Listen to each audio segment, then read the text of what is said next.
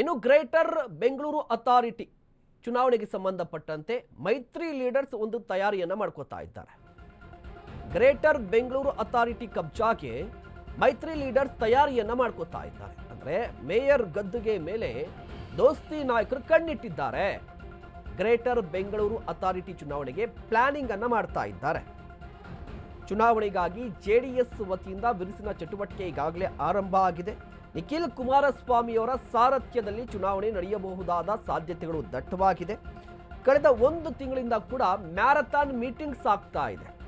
ನೋಡಿ, ಒಂದು ಕಡೆ ಕಾಂಗ್ರೆಸ್ನಲ್ಲಿ ಒಂದಿಷ್ಟು ಸಂಚಲನ ಆದರೆ ಈ ಗ್ರೇಟರ್ ಬೆಂಗಳೂರು ಅಥಾರಿಟಿ ಬಿಬಿಎಂಪಿ ಹಿಂದೆ ಇತ್ತಲ್ವಾ, ಬಿಬಿಎಂಪಿಗೆ ಹೆಚ್ಚು ಕಡಿಮೆ 4.5 ವರ್ಷ ಆಯಿತು ಬಿಬಿಎಂಪಿಗೆ ಎಲೆಕ್ಷನ್ ಆಗಿ, ಅಥವಾ ಗ್ರೇಟರ್ ಬೆಂಗಳೂರು ಅಥಾರಿಟಿ ಎಲೆಕ್ಷನ್ ಆಗಿ, ಪಾಲಿಕೆ ಎಲೆಕ್ಷನ್ ಆಗಿ 4 ವರ್ಷಕ್ಕೂ ಮೇಲಾಗಿದೆ.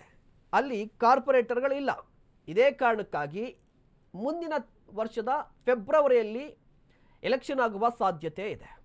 ಮೂರೂ ಪಕ್ಷಗಳಲ್ಲೂ ಕೂಡ ತಯಾರಿ ಆರಂಭ ಆಗಿದೆ. ಇದರ ನಡುವೆ ಜೆಡಿಎಸ್ ಬಿಜೆಪಿ ಮೈತ್ರಿ ಮಾಡಿಕೊಂಡಿದೆ ರಾಜ್ಯದಲ್ಲಿ. ಈ ಮೈತ್ರಿ ಪಾಲಿಕೆ ಚುನಾವಣೆಯಲ್ಲೂ ಕೂಡ ಕಂಟಿನ್ಯೂ ಆಗುತ್ತೆ ಅಂತ ಈಗಾಗಲೇ ಘೋಷಣೆ ಮಾಡಿದ್ದಾರೆ. ಯಾವ ರೀತಿಯಾಗಿ ರಣತಂತ್ರವನ್ನು ರೂಪಿಸಬೇಕು ಅನ್ನೋದರ ಬಗ್ಗೆ ಮಾತುಕತೆಯೂ ಕೂಡ ಆಗಿದೆ. ದೃಶ್ಯಾವಳಿಯಲ್ಲಿ ಗಮನಿಸ್ತಾ ಇರ್ಬೋದು. ಇತ್ತೀಚೆಗಷ್ಟೇ ಮೈತ್ರಿ ನಾಯಕರು ಒಗ್ಗೂಡಿಕೊಂಡು ಚುನಾವಣೆಗೆ ಯಾವ ರೀತಿಯಾಗಿ ತಯಾರಿಯನ್ನು ಮಾಡ್ಕೋಬೇಕು ಅಂತ ಪ್ಲಾನ್ ಮಾಡ್ತಾ ಇದ್ರು. ಇದರ ನಡುವೆ ಜೆಡಿಎಸ್ ಕತೆ ಏನು ಅಂತ ಹೇಳಿದ್ರೆ, ಮಿನಿಮಮ್ 40ಕ್ಕೂ ಹೆಚ್ಚು ಸ್ಥಾನವನ್ನು ಗೆಲ್ಲಬೇಕು ಅಂತ. ಮಿನಿಮಮ್ 40ಕ್ಕೂ ಹೆಚ್ಚು ಸ್ಥಾನ ಗೆಲ್ಲಬೇಕು ಅಂತ ಪ್ರತಿ ವಾರ್ಡ್ನಲ್ಲೂ ಕೂಡ 3 ಅಭ್ಯರ್ಥಿಗಳ ಪಟ್ಟಿಯನ್ನ ಕೊಡಿ. ಪ್ರತಿ ವಿಧಾನಸಭಾ ಕ್ಷೇತ್ರಕ್ಕೂ ಕೂಡ ಸೂಚಕರನ್ನ ನೇಮಕ ಮಾಡಿದ್ದಾರಂತೆ ವರಿಷ್ಠರು. ಒಕ್ಕಲಿಗ ಪ್ರಾಬಲ್ಯ ಕ್ಷೇತ್ರಗಳ ಮೇಲೆ ಜೆಡಿಎಸ್ ನಾಯಕರ ಕಣ್ಣಿದೆ. ನೋಡಿ, ಜೆಡಿಎಸ್ ಕತೆ ಏನು ಅಂತ.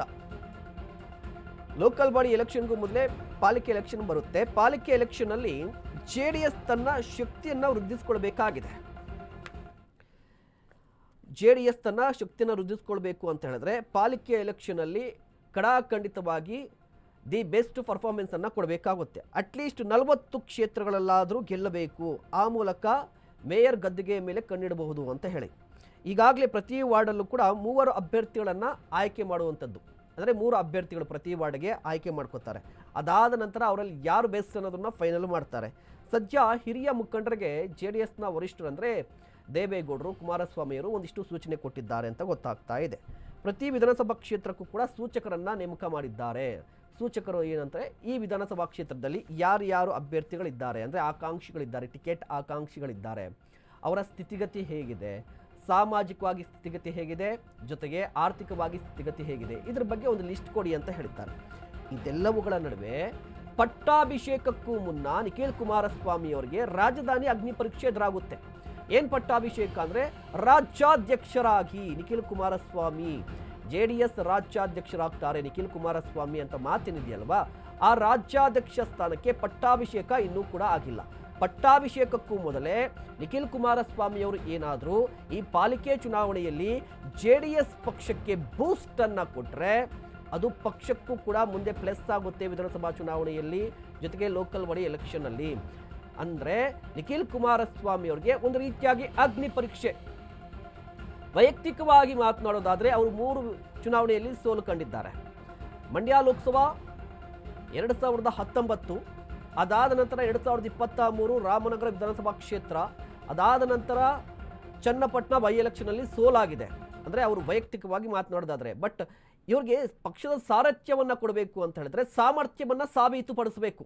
ನಿಖಿಲ್ ಕುಮಾರಸ್ವಾಮಿ ಅವರು ಸಾಮರ್ಥ್ಯವನ್ನ ಸಾಬೀತುಪಡಿಸಬೇಕು. ನಾನು ಪಕ್ಷವನ್ನ ಮುನ್ನಡೆಸಬಲ್ಲೆ ಅಂತ ಹೇಳಿ ನಾಯಕರಿಗೆಲ್ಲ ಕಾರ್ಯಕರ್ತರಲ್ಲಿ ಒಂದಿಷ್ಟು ವಿಶ್ವಾಸವನ್ನ ಮೂಡಿಸಬೇಕಾಗುತ್ತೆ, ಒಂದು ಭರವಸೆಯನ್ನ ಕೊಡಬೇಕಾಗುತ್ತೆ. ಆ ಅವಕಾಶ ಏನಂದ್ರೆ ಪಾಲಿಕೆ ಎಲೆಕ್ಷನ್.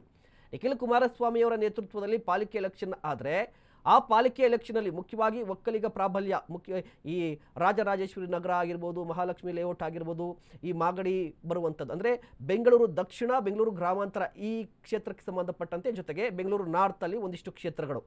ಈ ಕ್ಷೇತ್ರಗಳಲ್ಲಿ ನಿಖಿಲ್ ಕುಮಾರಸ್ವಾಮಿ ಅವರ ಸಾರಥ್ಯದಲ್ಲಿ ಜೆಡಿಎಸ್ ಪಕ್ಷ ಗೆಲುವನ್ನ ಸಾಧಿಸಿದರೆ ಕಾರ್ಯಕರ್ತರಿಗೆ ಒಂದಿಷ್ಟು ವಿಶ್ವಾಸ ಬರುತ್ತೆ. ಹೌದಪ್ಪ, ನಮ್ಮ ನಾಯಕರನ್ನ ಎಲ್ಲರೂ ಕೂಡ ಒಪ್ಕೋತಾ ಇದ್ದಾರೆ, ಅವರ ನಾಯಕತ್ವದಲ್ಲಿ ನಾವು ಕೂಡ ಹೋಗಬಹುದು ಅಂತ ಹೇಳಿ. ಆ ರೀತಿ ಆಗುತ್ತಾ, ಅದು ಕೂಡ ಕಾದು ನೋಡಬೇಕಿದೆ.